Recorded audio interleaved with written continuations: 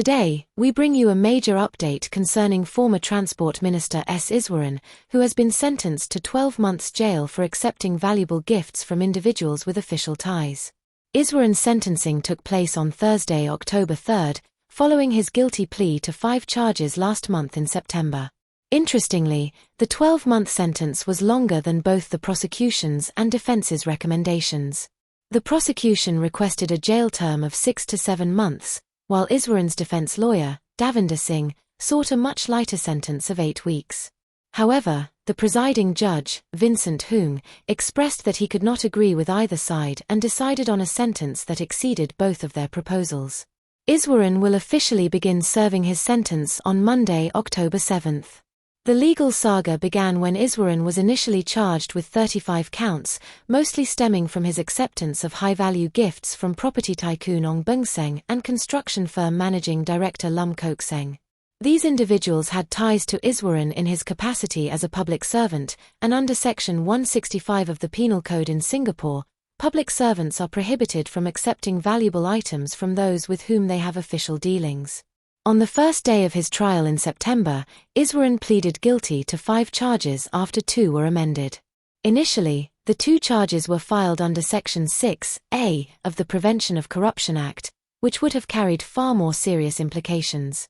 The amended charges under Section 165 specify that Iswaran accepted gifts while in public office, rather than the more severe accusation of corruption. Let's take a closer look at the gifts Iswaran received. The first charge details that in September 2022, Iswaran accepted tickets for the Singapore Formula 1 Grand Prix, including 10 green room tickets valued at 48,150 Singapore dollars, 8 23 tickets worth 56,068 Singapore dollars, and 32 general admission tickets, which were valued at 41,216 Singapore dollars. The total worth of these gifts was over 145,000 Singapore dollars. The second charge detailed an extravagant trip Iswaran took in December 2022. He flew from Singapore to Doha on a private jet provided by Ong Beng Seng, with the flight alone worth 10,410 Singapore dollars. Iswaran also stayed for 1 night at the Four Seasons in Doha, a luxury hotel, where his stay was valued at 4,737 Singapore dollars. His return flight from Doha to Singapore was in business class, worth around 5,700 Singapore dollars.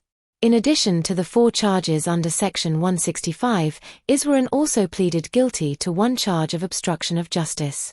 As part of his settlement with the authorities, Iswaran made a disgorgement payment of 380,305 Singapore dollars and 95 cents to the state on September 23, which was intended to compensate for the value of the gifts he received.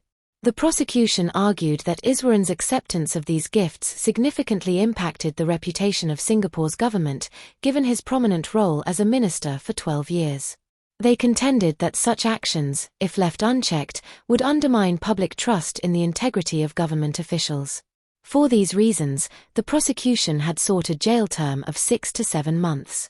On the other hand, Iswaran's defense lawyer, Davinder Singh, argued that his client was unaware of the specific legal provision in Section 165 at the time of the incidents.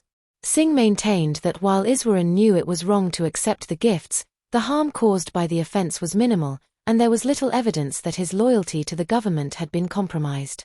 Due to these mitigating factors, Singh requested a significantly lighter sentence of no more than 8 weeks in prison. Ultimately, Judge Vincent Hoong handed down a 12-month sentence, far exceeding the requests from both sides. In delivering his decision, Judge Hoong emphasized the importance of upholding the integrity of Singapore's public servants. What do you think of the court's decision? Do you feel the 12-month sentence was justified, or was it too harsh or too lenient? Let us know in the comments below. Remember to like, share, and subscribe to 2230 for more updates on Singapore's latest news. And don't forget to hit the notification bell so you never miss a new story. Here's something to think about. In your opinion, should public servants face stricter consequences when they break the law, given their roles and responsibilities? Share your thoughts in the comments.